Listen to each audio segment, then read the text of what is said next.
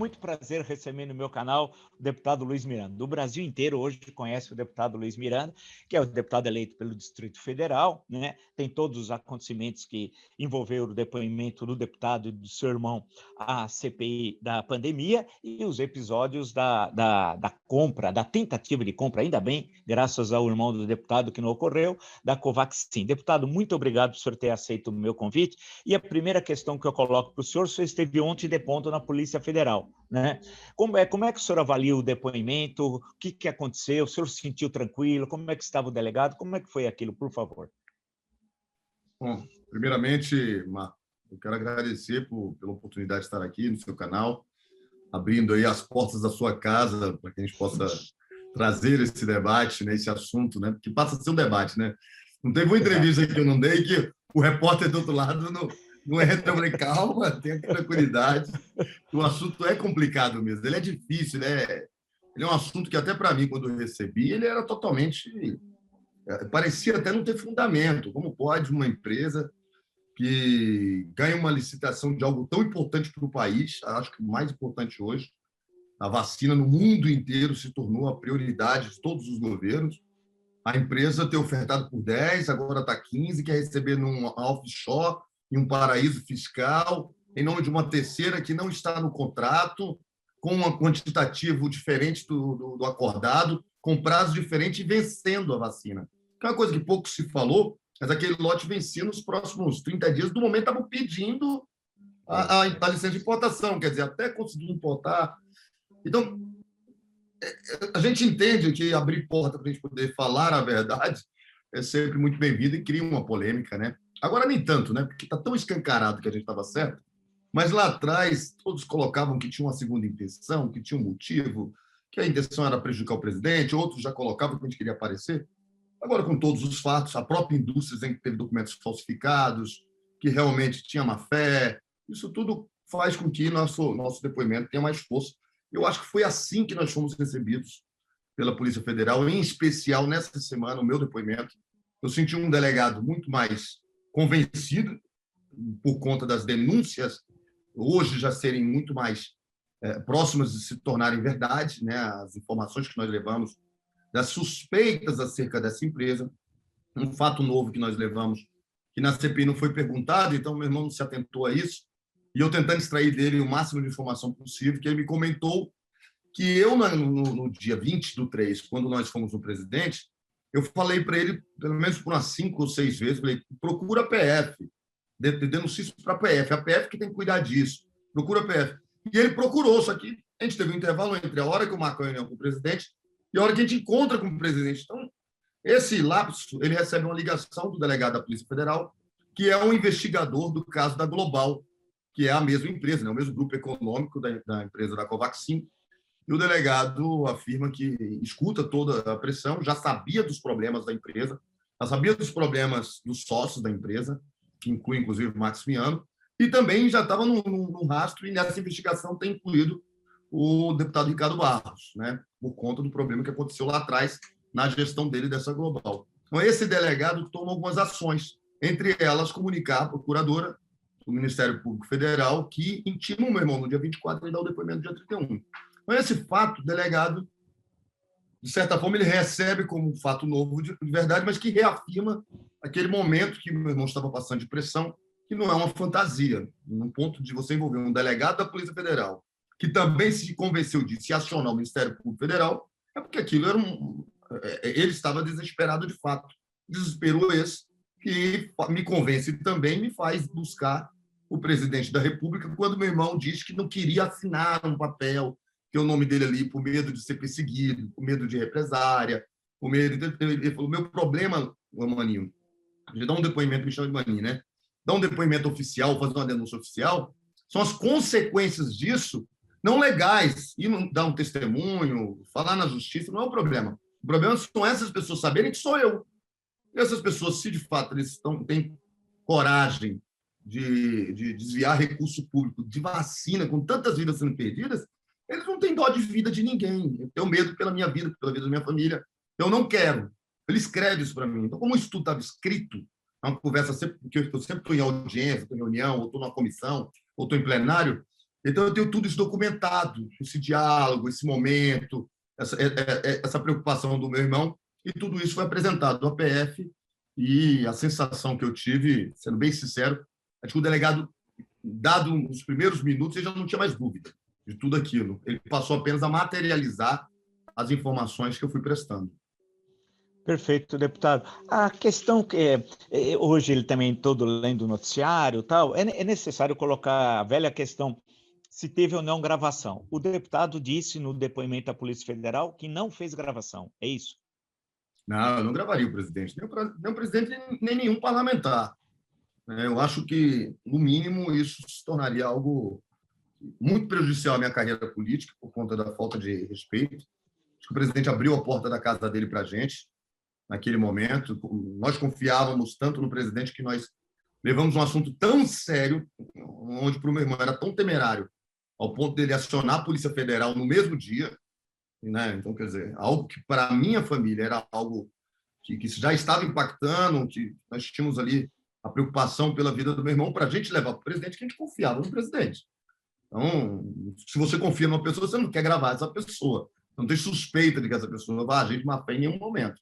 Eu não gravaria. O que acontece é que nos dias em que vazam um depoimento do meu irmão, né, que ele deu ao MPF, e aí começa-se a especular, algumas pessoas, antes mesmo de a gente falar na CPI, conheciam a conversa, e de forma muito na íntegra, o que me fez ter uma suspeita e jamais poder afirmar que não existe uma gravação. Então, o que eu digo é, eu não gravei, posso falar por mim, mas hoje, com tudo que eu já escutei, eu não tenho coragem de dizer que não existe uma gravação, mesmo sem ter visto. Eu não posso bater o martelo e falar assim, eu tenho certeza que ninguém ali na sala, eu não posso falar pelos outros, porque antes mesmo de dar o depoimento da CPI, as pessoas já sabiam nomes que foram ditos, talvez o presidente pode ter feito uma reunião da cúpula dele e contado como foi para preparar essas pessoas, e eles saíram dando com a língua nos dentes, e aí quem escutou dá a entender de que escutou, na verdade, uma gravação e não um relato, e você fica sempre na dúvida. Então, isso deixei muito claro para o delegado, quando o delegado falou, o senhor sabe se tem uma gravação? Eu falei assim, eu nunca vi,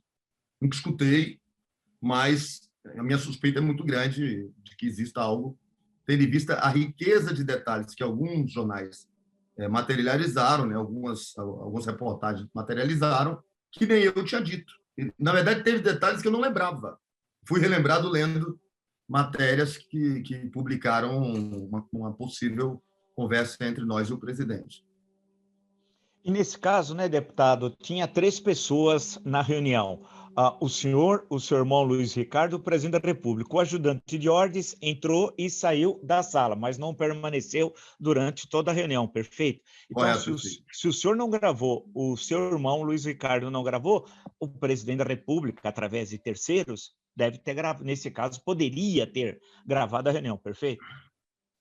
E se ele o fez, não seria nada diferente, tendo em vista de que não teve uma única reunião que eu não fiz nos ministérios, com os ministros dele, que não tinha uma câmera virada para a gente, ou não tinha uma gravação, e alguns falavam que sim, outros não falavam que estava sendo gravado, mas você vê lá a luzinha vermelha, às vezes na câmerazinha, você vê que ela está em recording, né? Ela está gravando, e é um modus operandi do governo Bolsonaro de gravar todas as reuniões afirmando que se trata de algo republicano, não tem por que não gravar. Então, eu já fui em várias reuniões em que nós fomos gravados, mas, como todo diálogo entre parlamentar e ministro, pelo menos da minha parte, sempre foi muito republicano, buscando alguma pendência, né? Tentando resolver alguma pendência aqui para o meu estado, do Distrito Federal, e alguns até para o Brasil.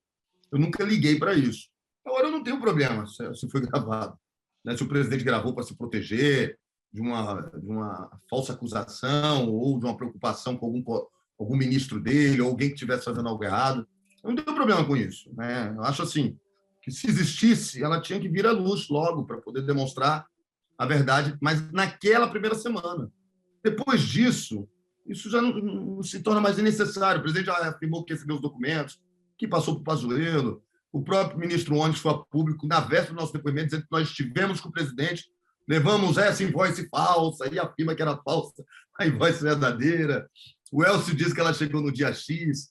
A menina da Precisa vai lá, né, a funcionária da empresa, sócia, sei lá o que ela é, sócia oculta, ela vai presente na CPI e diz que a invoice nunca esteve lá, que era mentira, mas no dia 23 de março, com a memória fresquíssima, em uma comissão do Senado, ela afirma que na quinta-feira passada já foi entregue todos os documentos, inclusive a invoice, que agora já está pronto para emitir ali, em breve nós teremos a vacina com vacina no Brasil.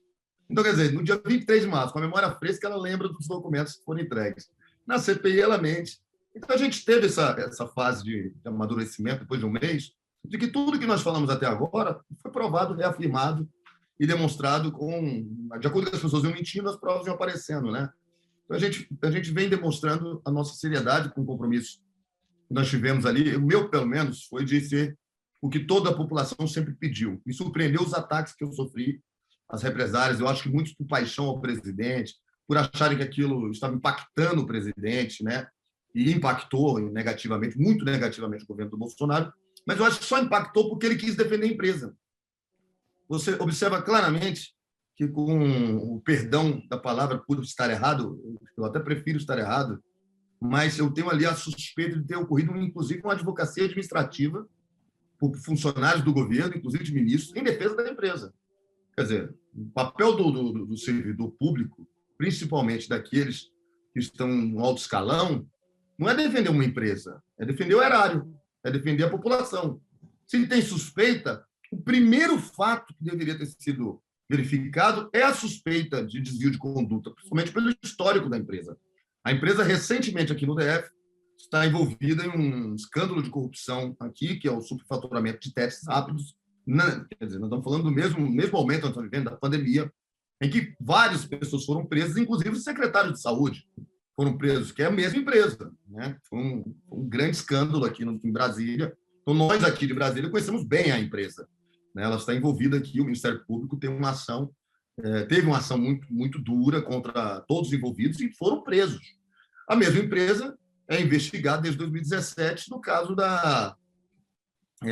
perdão também pelas datas, mas eu acho que é isso mesmo, no caso do desvio de 20 milhões do Ministério da Saúde, que comprovadamente tem 12 vidas perdidas por falta desses medicamentos que não foram entregues.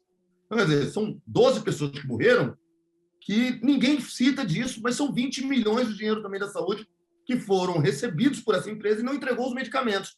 E o governo estava defendendo a empresa. Então, aquilo me deu um desespero, porque o que eu queria era, na dúvida, para não fazer uma denúncia formal envolvendo o nome do meu irmão, que o presidente acionasse, de fato, o DG da Polícia Federal ou o Ministério da Saúde. Na dúvida, assim, não vou criar ainda uma polêmica em torno, antes de ter certeza. E essa pessoa do Ministério, que fosse o ministro, teria que ter acionado a Procuradoria, teria que ter acionado a área interna do Ministério, o jurídico, para fazer toda a verificação dos documentos, para dar um parecer jurídico validando se está tudo certo ou não. Até porque os pontos apontados pelo meu irmão, eles eram jurídicos. Meu irmão falou assim, fulano está corrompendo, ciclano recebeu dinheiro. Ele apontou questões jurídicas do contrato em divergência com o que a empresa queria naquele momento que fosse feito. Em pagar uma empresa terceira, você ter a questão do quantitativo diferente do contrato, a questão de pagar antecipado antes de receber os produtos, pelo histórico da empresa de receber antecipado e não entregar. Então, meu irmão falou, não vamos perder no mínimo 45 milhões de dólares aqui. Certeza, pelo histórico da empresa. E ela fez isso agora com o Paraguai. Acabou de fazer isso com o Paraguai, essa mesma empresa. Recebeu e não entregou. Então, acho que a gente estava certo, mas fomos massacrados pelo governo. E essa, sem querer ser prolixo, Marcos, passar a palavra para você. Não, claro. Que é isso? Mas esse momento em que a empresa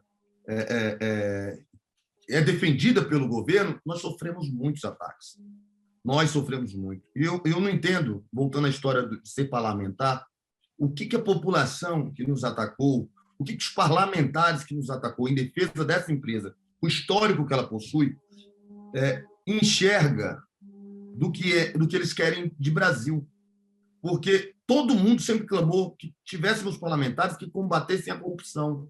Porque o parlamentar que tem esse poder, porque num requerimento de informação, o parlamentar consegue ter acesso a todo um processo e fazer essa verdadeira auditoria para verificar se está tudo certo ou não. Ele consegue colaborar com um braço muito mais extenso, de que muitas das vezes a própria investigação policial não consegue, porque para ter acesso precisa de uma ordem judicial, precisa de uma série de caminhos mais complexos que um parlamentar não tem. Então, a população sempre clamou para ter parlamentares que ajudasse a população no combate à corrupção. Quando você faz, você é atacado porque o próprio governo quer ser investigado, com medo disso manchar seu slogan de que nesse governo não tem corrupção. E não adianta dizer que não pagou, porque o empenho de 1,6 bi, travado para esse contrato, travou 20 milhões de doses que não foram compradas, poderia ter sido comprada de outra fábrica que estivesse entregando naquele momento, como a própria Pfizer aí foi super elogiada essa semana pelo ministro, dizendo que ela é comprometida, que ela entrega direitinho, que dá até para confiar nos 21 dias, que ela realmente cumpre com suas metas. Então, nós deixamos, se olharmos por esse prisma, nós deixamos de vacinar 20 milhões de pessoas, e se você colocar na métrica de proporção do momento em que nós vivemos ali, que foi em fevereiro que eles assinaram o contrato para receber em março, então, não recebendo em março, e você aplicar isso, 20 milhões de pessoas vacinadas depois, e pegar a data na linha naquele momento, a futuro, você vai observar que nós perdemos milhares de vidas com essa brincadeira desse contrato. São milhares e milhares. Quem vai ser responsabilizado por isso? Nós não estamos falando mais de desvio de dinheiro ou não, mas sim de responsabilidade legal por tentar empurrar um contrato goela abaixo do povo brasileiro sem ter vacina. Uma vacina que não foi aprovada e não seria aprovada, porque já existia parecer do Ministério da Saúde e da Anvisa de que ela não passaria, ela não tinha qualidade. E assim segue. Mesmo com tudo que nós fizemos, essa vacina não conseguiu autorização da Anvisa para ser importada, nem depois com a assinatura da técnica do contrato, né? Ela autorizou todos os erros a passarem, ainda assim não conseguiram. Quer dizer, nós não estávamos errados. Nós tentamos alertar o Brasil, né, através do presidente da República, e fomos atacados por falar a verdade. E justamente isso, a questão dos ataques. Seu irmão, Luiz Ricardo, ele retornou, está trabalhando normalmente no Ministério da Saúde, o que eu presumo o seguinte: o senhor é deputado, o deputado tem uma série de, não são regalias, mas são direitos da representação parlamentar, né? Quando passa situações como essa, né? E o seu irmão, funcionário concursado do Ministério da Saúde, que denunciou, e é uma fraude fabulosa, de dinheiro e de vidas, como o senhor destacou, muitas vezes se esquecem justamente, né, se fala do 1,6 bi, mas não lembram de quantas vidas poderiam ter sido salvas, o senhor destacou isso. Como é que está seu irmão? Ele retornou normalmente, continua na mesma função? Como é que estão as coisas? Marco, eu sou parlamentar, mas eu acho que eu mexi em uma ferida muito grave, porque a Câmara não deferiu para mim proteção, não deferiu nada. Nada? Né? Nada. Eu não tenho nada, nenhum apoio, não tenho nenhum suporte, eu não tenho nada, nada, nada, nada, nada, nada. Simplesmente parece que eu dei um tapa na cara de alguém muito maior do que eu podia imaginar, sem querer. Um amigo meu brinca muito o seguinte, que eu tentei matar uma formiguinha e acertei um formigueiro. Né? Então, assim, tipo, falou, irmão, você não tem noção. Ou você fez o maior bem para esse país, mas se prepara que você vai ter que enfrentar um formigueiro. Não é uma formiga, 2, 3, 4. Você pode ter certeza que você acertou um formigueiro. Porque você vê que depois do depoimento do seu irmão, esse departamento passou a ter um olhar mais crítico, então, não só da CPI, mas da imprensa, e não para de estourar denúncias em cima desse departamento. É um departamento que seu irmão sempre disse que tinha problema. Meus amigos mais próximos já escutaram isso, meu irmão, em eventos aqui em casa, em jantares, onde a família está reunida. Né? Meu irmão sempre desabafou que ele queria sair desse departamento, que é o departamento de corrupção do Ministério da Saúde. Né? Um manifesto que ele fez por diversas vezes. E ele também está na mesma situação. Ele está trabalhando no home office, não está indo para o Ministério. Né? Nesse momento que nós estamos vivendo pandemia, ele tinha condição de requerer isso sem cometer nenhum tipo de erro administrativo, até porque tudo que ele faz é online mesmo, né? Requerer licença de importação, liberar mercadorias, despachar com as receitas federais para liberar, né? Na verdade, com as delegacias da Receita Federal para liberar mercadorias que estão chegando para o Ministério. Então, o papel dele dá para fazer online. Mas ontem, no depoimento para o delegado, o escrivão, né, que entrou na sala para finalizar, porque a todo momento nós fizemos a sós, eu e o delegado, esse depoimento, exatamente por conta das histórias de vazamento, ele até se confidenciou, ficou muito incomodado com a minha preocupação de que poderia estar partindo por parte do delegado do caso. Eu tive que admitir para ele, falei, me desculpa, mas o que fizeram foi uma maldade. O tempo todo vazando seletivamente para dar a entender de que meu irmão tinha mentido ou estaria mudando agora a narrativa. E não é verdade. Eu sei o que meu irmão falou, ele conversou comigo logo depois, e ele só falou tudo que ele já tinha dito na CPI, então ele não recuou. Então, aí o delegado reafirma, mas não saiu daqui. Tudo bem. Mas a gente só sabe disso agora, porque em um dos vazamentos, vaza uma mentira, de que não tinha sido perguntado, não tinha sido questionado, e vazam como se tivesse sido feito. E aí a gente entende que a imprensa estava sendo pautada provavelmente por alguém de dentro, né, que tem credibilidade, porque não acredito que a grande imprensa do Brasil, hein, eu estou falando porque as grandes emissoras noticiaram alguns desses vazamentos, né, iriam vazar em cima de informação de qualquer pessoa. Não foi qualquer pessoa. Foi alguém do alto escalão da PF que disse que era A, B, C, D informação e soltou exatamente como recebeu, mesmo sem ter documentos. E aí o delegado, nesse momento, né, ele desabafa, e eu falo assim, tanto que eu vi sem advogado, eu vi sem ninguém, porque se é sigiloso, ninguém precisa escutar. E não, como eu não devo nada, até questiono de que forma eu serei tratado nesse depoimento. E ele é enfático, você é testemunha, você nem é acusador, e como alguns tentaram, né, colocar em mim que eu tinha feito uma denúncia, uma acusação de uma pessoa específica, você não está aqui no papel de quem acusa, e tampouco de investigado. Você é exclusivamente testemunha, eu vou colocar isso no documento, colocou no documento. Dessa forma. Então, se eu não sou denunciante, não caberia nem denunciação caluniosa como fantasiado por alguns do próprio governo, né? Infelizmente, capitaneado por um ministro da Justiça que não conhece nem o artigo no CPP do que é denunciação caluniosa. Porque no momento que eu não imputo a uma pessoa específica e essa pessoa específica não responde ao processo criminal por conta da minha denúncia, se eu tivesse feito a ela, e ela não é absolvida, não existe a fantasia de uma denunciação caluniosa. Mas encaminha para a PF para criar o fato político, para desgastar, para fazer você ficar temeroso. E aí eu peguei um delegado, graças a Deus, que foi de um profissionalismo. Assim, eu vou tratar do assunto, dessa investigação. Você que é testemunha, vai ser respeitado como testemunha. Nós não vamos fugir para nenhum dos lados, é só no foco. E o senhor vai perceber, deputado, que no decorrer do seu depoimento, é só o que o senhor tem para falar de fato sobre o caso. O senhor não tem que falar nada que o senhor não sabe, o senhor não tem que ser forçado a produzir nenhuma prova que vá lhe trazer algum dano. Eu falei, não, mas aqui eu posso falar tudo. Nada aqui vai produzir nenhum dano a mim. Eu posso falar tudo. E ele, então fale tudo, fique à vontade. E assim foi. Então, foi um depoimento, na minha opinião, muito produtivo, que ajuda a gente a sair dessa situação num momento tão difícil que a gente vem passando. Porque o que meu irmão está passando e o que eu estou passando é inacreditável. Nós fizemos talvez um dos maiores bens para o Brasil, porque essa cordinha de caranguejo agora sendo puxada, nós vamos derrubar uma organização criminosa que atua na saúde pública. Acho que no pilar de toda a nação, que é a saúde do país. Nesse momento de pandemia, isso ficou mais do que provado. E a gente ainda vem sofrendo, o que eu sofro de fake news.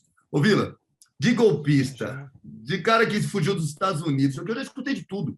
Eles conseguiram pautar o fantástico com essas fake news. As mesmas pessoas que hoje são indiciadas, podendo por produzir fake news, que tinha um bunker, eles foram indiciados, né, pela polícia por organização criminosa e milícia digital, que me atacavam, essas mesmas histórias lá atrás, mesmo eu tendo comprovado que não existia, tendo sido absolvido todo tipo de acusação, não respondo nenhum processo criminal, não tenho nenhum problema legal na minha vida, tenho problemas como empresário, mas como qualquer empresário, né, e venho administrando, eu sofri tudo isso de volta, para ressuscitar todas essas besteiras para poder massacrar o mensageiro. Ninguém deu atenção para a mensagem.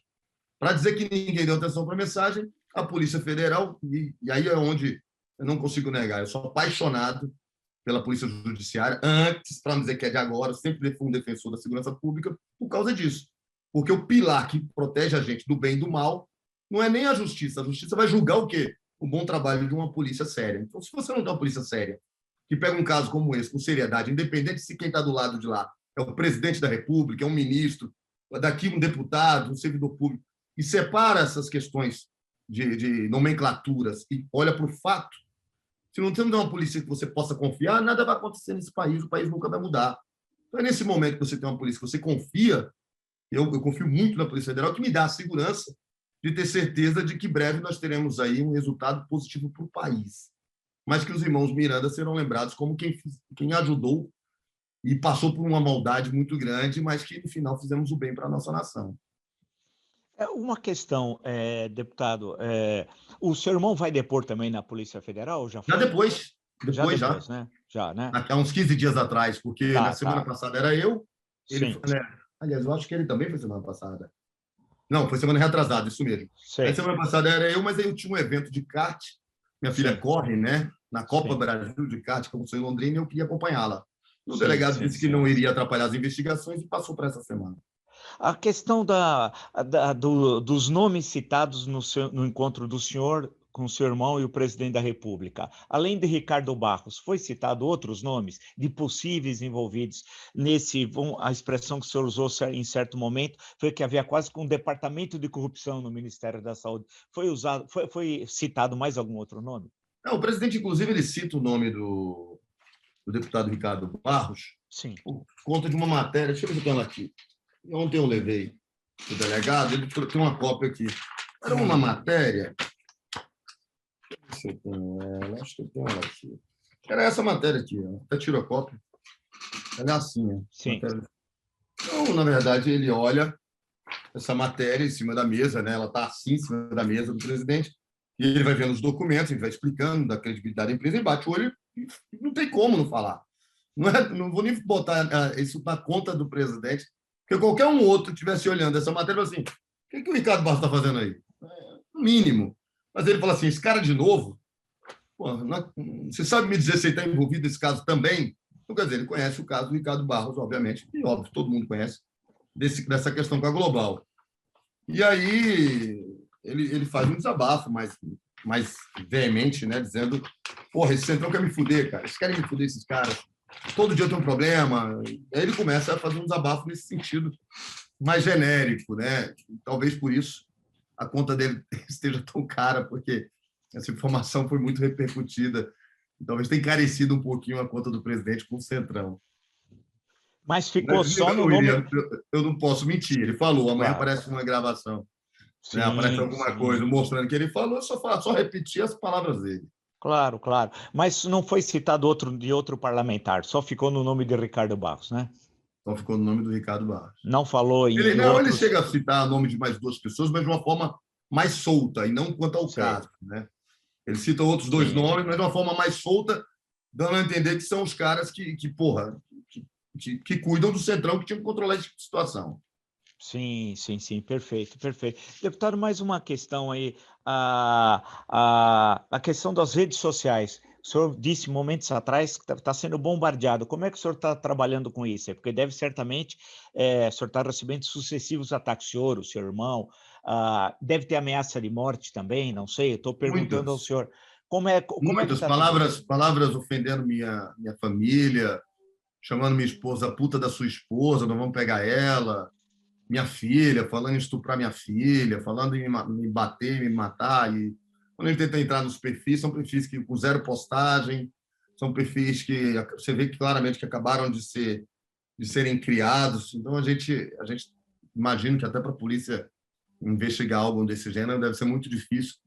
Mas o que eu senti foi que desde o momento, quer dizer, eu faço um vídeo até emocionado, acho que até me arrependi, não deveria ter feito, mas eu não consegui, eu fiquei uns 30 minutos chorando e falando com a minha esposa que absurdo, olha só, a própria indústria agora falando, só falta esses caras ainda quererem defender.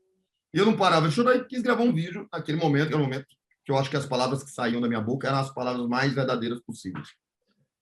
E eu posto e eu sou atacado por estar desabafando com toda a verdade possível e impossível. Agora eu tenho a indústria dizendo que os documentos apresentados num órgão de controle de vigilância sanitária, que tem uma legislação específica, em que é crime gravíssimo, quer dizer, com cadeia fechada, né? Não é nenhum semiaberto, não são 2 anos, nós estamos falando de uma pena muito mais larga, muito mais complexa. Quer dizer, algo gravíssimo, você ainda tem uma quantidade enorme de pessoas que estavam defendendo a empresa e batendo e ofendendo.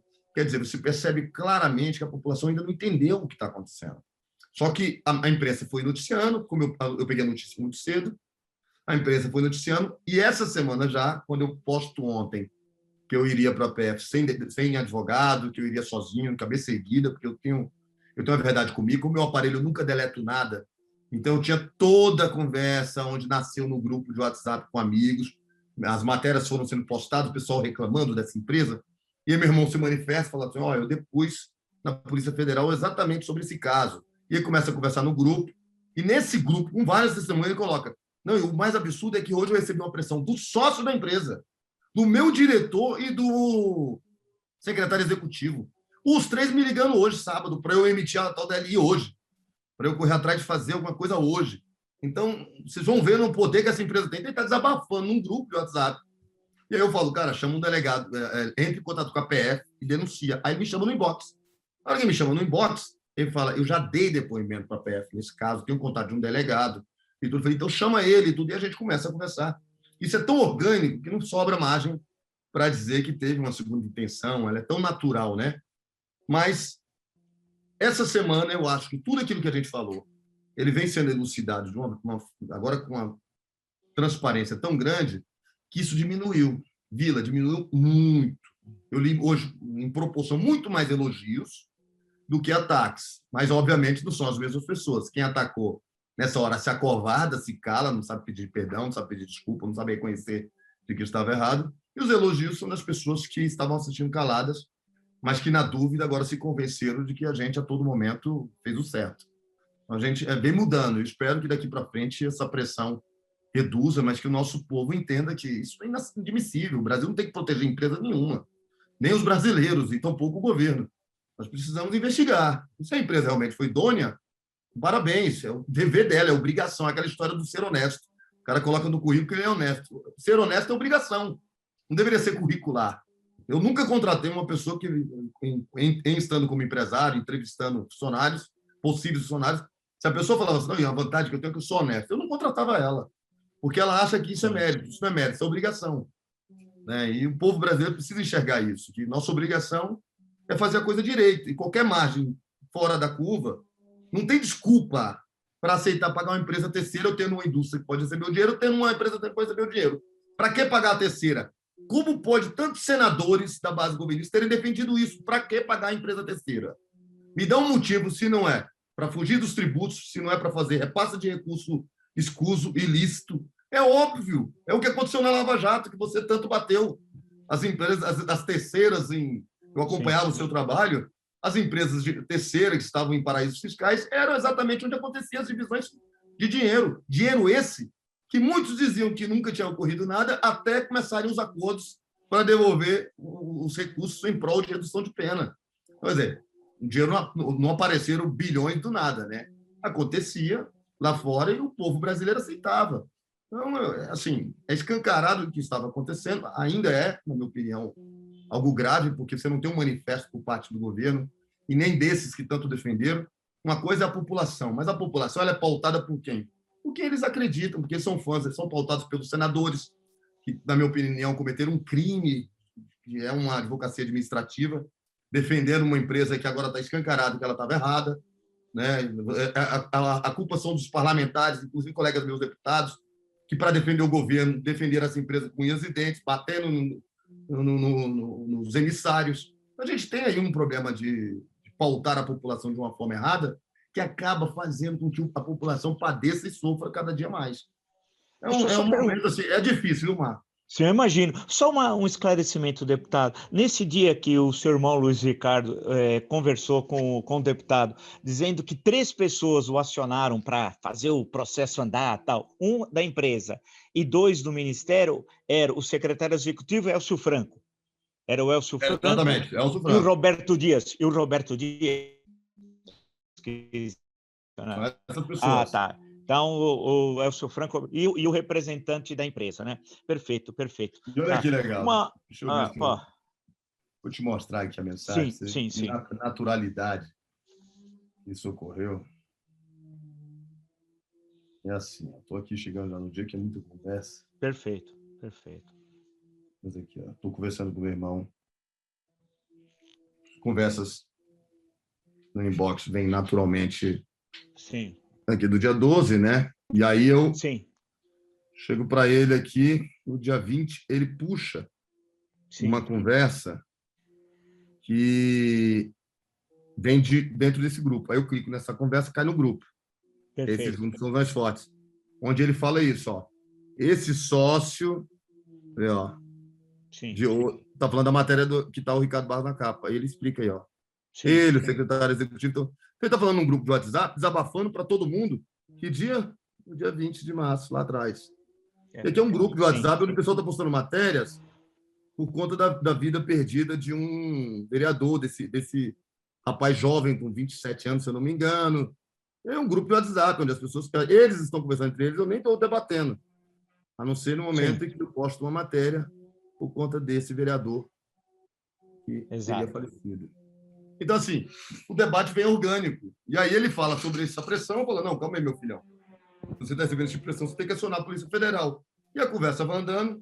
Quando ele demonstra que ele não quer ter a digital dele em uma denúncia formal, eu falo, então vamos falar com o presidente, já que você não confia em ninguém dentro do Ministério, vamos falar com o presidente da República, porque na ausência de todos do Ministério, você não confia mais, só sobrou o presidente da República.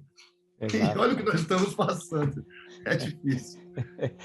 O senhor for chamado outra vez na CPI, o senhor comparece sem qualquer Sem problema problema? nenhum. Sem problema Sim, nenhum. sim, sim, sim. Pode Acho, ser que acho tenha que alguma cariação, alguma coisa, tudo bem, o senhor vai, o seu não irmão? iria. Acho que se alguém tentar chamar a gente, é só para poder,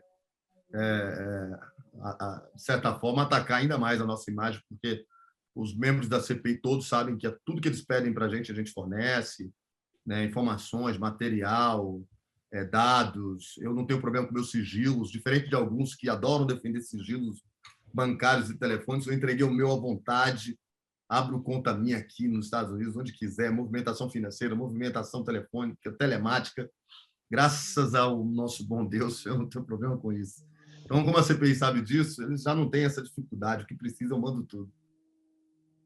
Perfeito, perfeito. Eu queria agradecer muito, mas muito mesmo, a gentileza do deputado Luiz Miranda, a boa-fé, a vontade de falar, porque o deputado está apresentando, abrindo o coração e falando tudo mesmo, não tem censura, tal, está apresentando os dados. Eu acho que é um momento, como o deputado destacou, gravíssimo do Brasil.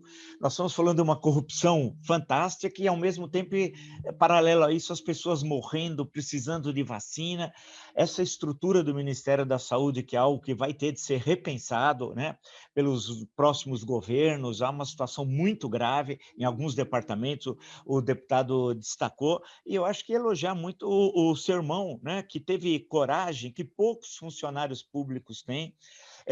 Por isso que eu sou a favor da estabilidade, sabe? Eu sou um defensor da estabilidade, porque nessa hora a estabilidade é importante, porque se não tivesse estabilidade, seu irmão não estaria nesse momento no Ministério da Saúde, com absoluta certeza, porque eu conheço bem a história do Brasil, né? Marco Vila, você pode ter certeza absoluta que depois do que o meu irmão passou, eu passei a ser não só um defensor da estabilidade, mas um defensor de todo funcionário público, de todos os seus direitos, desde que esse tenha a forma de pensar como a do meu irmão, que ele se sinta seguro. E se falta alguma segurança nessa estrutura administrativa para o funcionário público, que ela seja entregue para eles, né? Hoje, um delegado, para dizer que era imparcial, da forma que eu senti no depoimento que eu fui, que ele não está ali nem para defender Luiz Miranda, e tampouco Jair Bolsonaro, quem quer que seja, ele está ali para poder cumprir a missão dele. Ele só pode fazer isso se ele tiver estabilidade e a segurança de que ele não será perseguido amanhã, se o resultado da investigação dele for contrário a quem tem poder de fazer algo contra ele. Perfeito, perfeito. Então, eu queria agradecer muito mesmo ao deputado a gentileza, a conversa com quem acompanha esse canal. Acho que ele esclareceu, contou em detalhes tudo, mostrou toda a documentação. Eu acho que é isso que nós temos de apurar isso bem que o deputado disse. E vamos chegar depois às responsabilizações no campo jurídico, porque nós estamos falando de dinheiro público e de vidas até mais importante do que o dinheiro público, pessoas que morreram no meio dessa tramóia, desse grande escândalo de corrupção. Então, eu queria agradecer muito ao deputado a gentileza de ter me atendido. Muito obrigado.